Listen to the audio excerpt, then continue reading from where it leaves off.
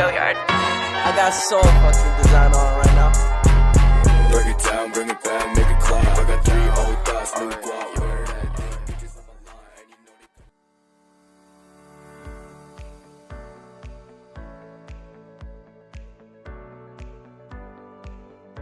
Tenaga endogen adalah tenaga yang berasal dari dalam bumi yang bersifat membangun atau konstruktif.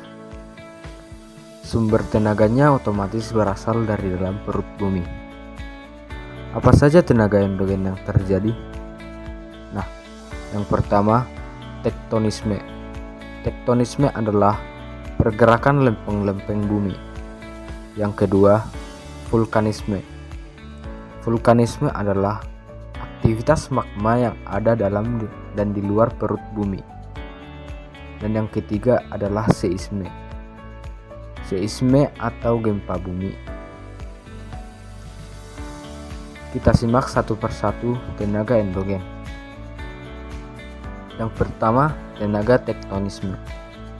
Tektonisme adalah proses yang terjadi akibat pergerakan pengangkatan, lipatan, dan patahan pada struktur tanah di suatu daerah. Tektonisme terbagi menjadi yang pertama, gerak epirogenetik. Adalah gerak atau pergeseran lapisan kerak bumi yang relatif lambat dan berlangsung dalam waktu yang lama. Yang kedua, gerak orogenetik. Adalah proses pembentukan pegunungan. Proses orogenetik meliputi luas areal yang sempit dan dalam waktu yang relatif lambat. Selanjutnya adalah tenaga vulkanisme. Vulkanisme mengacu pada proses magma yang naik ke permukaan bumi karena suhu magma yang tinggi dan kandungan gas yang cukup banyak di dalamnya. Gejala vulkanisme terdapat 2, yaitu yang pertama, intrusi magma, yaitu magma yang masih dalam perut bumi. Yang kedua, ekstrusi magma, yaitu magma yang sudah keluar dari permukaan bumi. Dalam vulkanisme, terdapat tipe-tipe letusan gunung api, yaitu seperti Hawaii, tipe Vincent, tipe Pele, tipe Vulcano, tipe Stromboli, tipe Perret. Sementara bentuk-bentuk gunung api ada 3, yaitu tipe Maar, tipe Perisai, dan tipe Strato. Dan yang ketiga adalah tenaga seisme.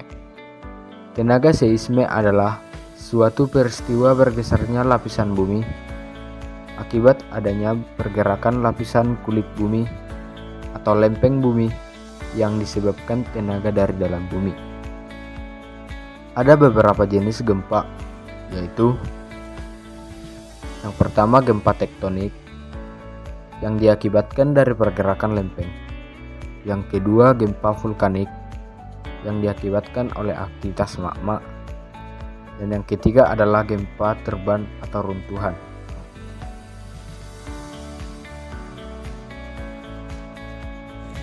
Baiklah, di sini saya akan melanjutkan penjelasan yang sudah dijelaskan oleh teman saya, yaitu materi kedua tentang tenaga eksogen.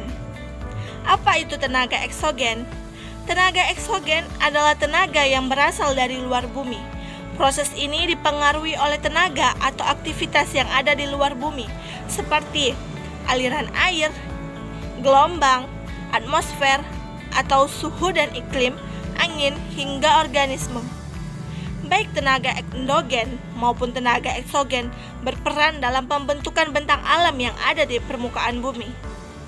Berikut adalah bentuk yang dihasilkan oleh tenaga eksogen.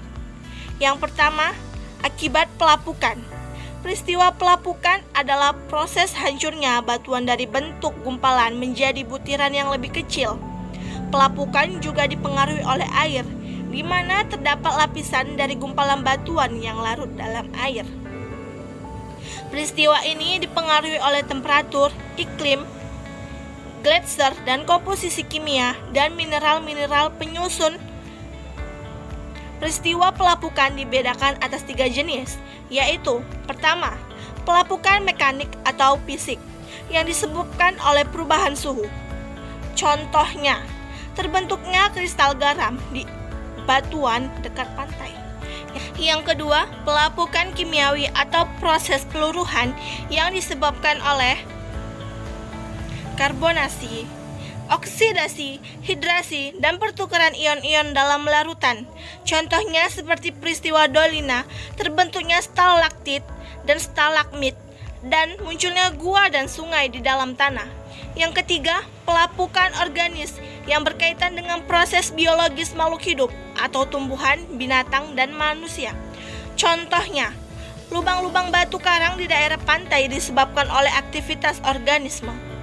Yang kedua, akibat erosi dan abrasi. Erosi dan abrasi merupakan peristiwa pengikisan yang disebabkan oleh media gerak, seperti air sungai, angin, gelombang laut, dan gletser. Contoh bentukan peristiwa erosi antara lain: dinding pantai lembah sungai yang terjal, terbentuknya gua di wilayah sekitar perairan, bukit pasir di gurun hingga fort atau pantai dengan dinding berkelok-kelok. Yang ketiga, akibat mass wasting. Mass wasting atau pergerakan batuan dan tanah yang disebabkan oleh gaya gravitasi. Peristiwa ini sering ditemui di lereng benua baik di darat maupun di laut. Salah satu bentukan dari mass wasting adalah lereng bukit yang mengalami tanah longsor. Yang keempat, akibat sedimentasi. Peristiwa sedimentasi adalah peristiwa pengendapan material yang didukung oleh media air, angin, dan es dalam suatu cekungan. Contoh bentukan proses sedimentasi adalah minder atau sungai yang berkelok-kelok, delta, tanggul alam, stand-dune atau gumuk pasir, hingga slip dan tombolo. Berikut adalah dampak positif dari tenaga eksogen. Yang pertama, wilayah yang terdampak tenaga menjadi habitat bagi makhluk hidup. Yang kedua, mampu memperluas daratan di bumi. Yang ketiga, mendekatkan hasil-hasil tambang ke permukaan bumi agar mudah diambil untuk dikonsumsi. Selanjutnya, dampak negatif dari tenaga eksogen. Yang pertama, sisa-sisa hasil erosi menyebabkan pendangkalan di dasar sungai. Yang kedua, hilangnya garis pantai akibat abrasi. Yang ketiga, erosi menyebabkan berkurangnya kesuburan tanah. Ini saja yang dapat saya sampaikan. Apabila ada salah kata, saya mohon maaf. Billahi taufiq wal hidayah. Wassalamualaikum warahmatullahi wabarakatuh. Bye-bye.